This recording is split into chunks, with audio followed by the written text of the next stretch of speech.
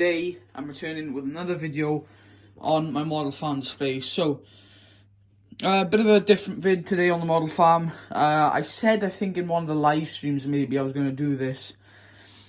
And basically today's video I'm going to show you guys all of my models that I have had from Perfect 32 Farm Models. If you don't know who they are, there's a few of them working for him, but the main person I think is Kieran Dunn, I think that's his name. I first found him on Facebook, I think, or YouTube. It could have been YouTube. I think it was YouTube. I saw one of his videos, of someone that made of him, and checked him out on Safari. Had a website, and I was like, you know what? I really want some models off him because they looked really, really well built. And very realistic as well. So I think I ordered like 400 quid's worth of stuff off him, and there's only a few things here, but they did cost quite a bit. Obviously I understand why they cost a lot. It takes a lot of time to make them, and also a lot of dedication and everything. So we're going to start off here. All of these models are made by him. So yeah, if you want to go check them out, if you're looking for some good quality, realistic models, go type up on Google, Safari, whatever, Perfect 32 Farm Models, it comes up. He's from Ireland, and he has loads of stuff. He has link boxes, he has bale spikes, he has grabs, shear grabs, hedge cutters are like 300 quid. Expensive. I'd love to have one maybe in the near future, but not at the moment. Yeah, he does loads of stuff, beet harvesters, everything. So, and he scratch builds them himself, does everything himself, mostly anyway. So yeah, let's get on. So first thing you can see here is a red single bale spike. So you can see that. Very well built. It's all metal, from brass, I think. Great bell spike. I bought this and a few other things at the same time off him, and yeah, so again, it's just a normal single red bell spike. I use this a few times a year maybe. I use it for mostly fertilizing time, to take a bag of fertilizer up to the field, saving having to come back, so I just use that instead of the McHale's. So yeah, just a normal bell spike, and then you have your normal slide-on bracket, which makes it a lot easier for everything because it fits pretty much every loader tractor, telehandler, whatever, these days with that slide-on bracket. I know he does some other brackets as well, but I asked him to put these on for me. So yeah, they fit on everything then, which is quite decent. And if the headstock on the loader or something, it's a bit too big, you can always stretch these out. These are quite like bendable and very flexible. So you can bend them out to your liking and whatever. You can see I haven't used this much because they're pretty much like the way they came. So moving on, McHale bell spikes, as you can see, they do come with rollers that you can put on them, which I have right here. So those rollers, you can see, slide on, and then you twist it, and there's a little notch there that catches on. So yeah, those are the two rollers that it comes with. I only use those when we're doing silage bales, and then it's winter time, obviously there's not much point, so take the rollers off, and then yeah. So yeah, McHale bell spikes, very good, well built bell spikes. One of the best things I've probably bought on the farm here. They're well built, and they do move. They have a hydraulic ram there, as you can see, which they do slide back and forth. Got to be quite gentle as they are quite fragile. And you can see on this, the brackets are quite bent a little bit. You can also bend them back. It depends really, doesn't it? But yeah, so just normal McHale bell spikes, to be honest. Very well built. And he was saying in one of the videos I watched, he has to cut everything to the millimeter correct. If he does it 0.1 millimeter off, he has to restart, because, for instance, he said if he was doing silent trailers and he was like 0.1 off or something, he'd have to restart because the rams or the tailgate won't close down properly and everything. So he's quite fussy with that, which is good. But yeah, it's painted in the McKill green. Obviously, he's got a McKill sticker on the front there. I've had this for a few years now. I've had it for about maybe 4 years. Great belt spike, really is. And you can see the little notch there to put the rollers on.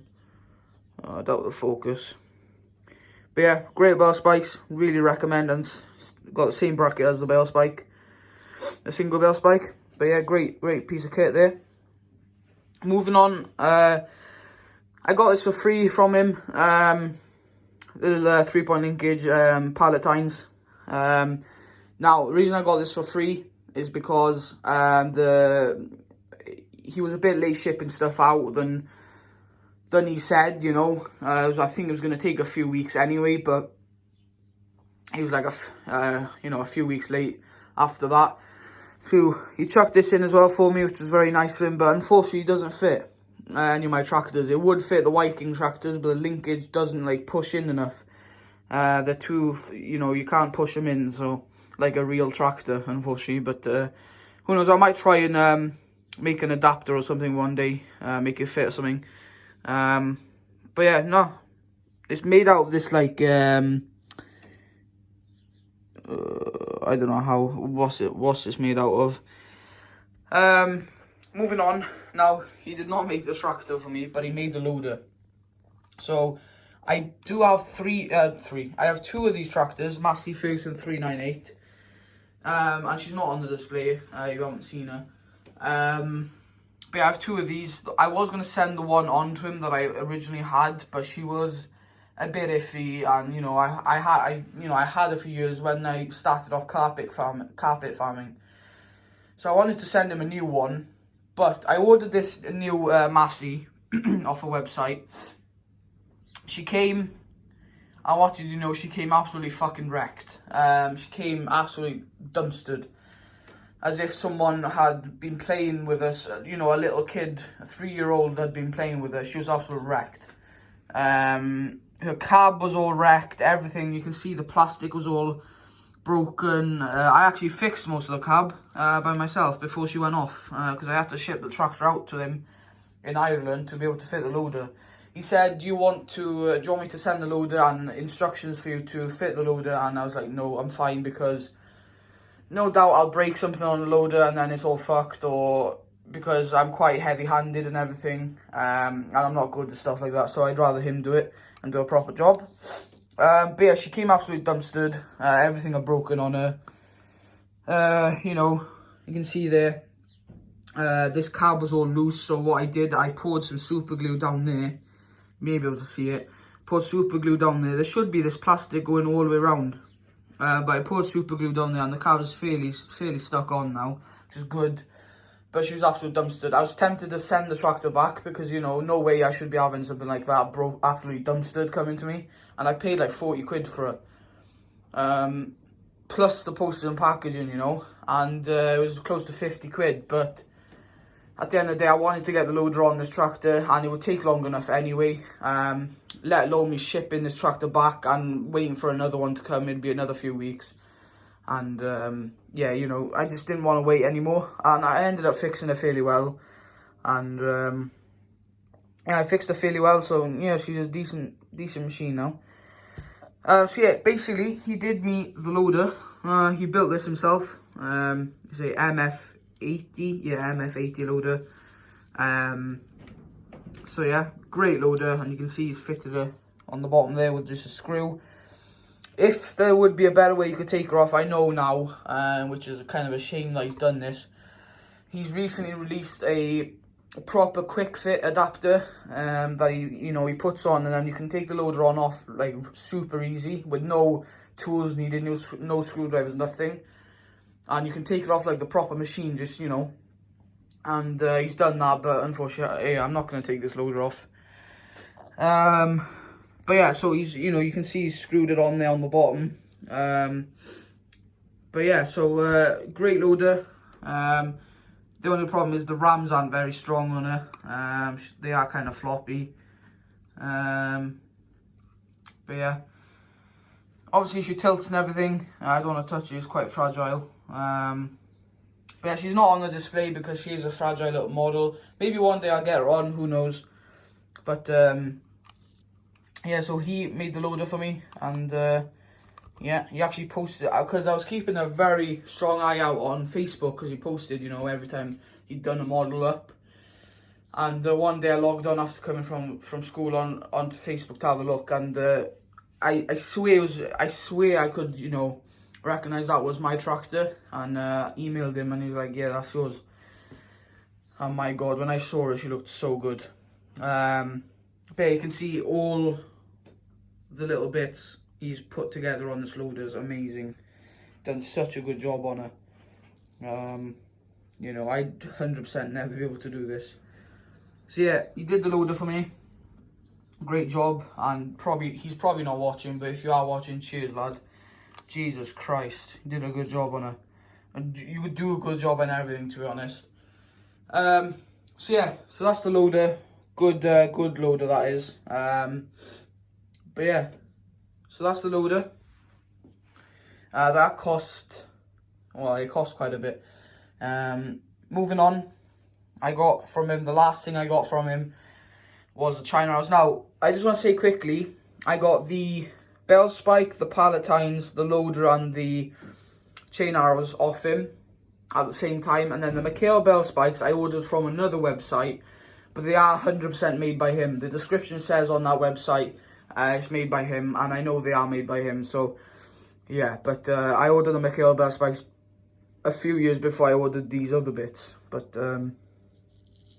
yeah, so moving on, we have some chain arrows here. One of the most things I was really looking forward for coming in this package. Never had a chain arrow, you know, never had a chain arrow on the model display. Always wanted one. As chain arrowing, well, on our farm is quite a big thing, you know, we always do it every year. And yeah, so these are the chain arrows. They fold down and everything. I don't know what, it's the same material as the palatines. It's like a plastic material, but yeah, it does fold down all the way, as you can see. But yeah, he's got the well, he's not proper chains, but you know, he's got chain replicas on there, as you can see. You got your 3-point linkage. I ended up finding like a little metal pin that I got from some other models, and I ended up putting that in there for the top link. So yeah, it's just a normal chain arrow, folds up and everything. You would have seen this on the case 1494 when she was out chain arrowing in springtime. But yeah, great chain arrows, very well built. I think his friend built these, I'm not quite sure. Or I'm not quite sure if it was him that built these, but he was supplying them, so. So yeah, that's the chain arrows, and he also sent me a few adapters so I can fit it on other tractors, for instance, the Universal Hobbies, which I don't really use Universal Hobby tractors on the chain arrows. But yeah, he sent me these little adapters. So you basically slide them on here on the bottom.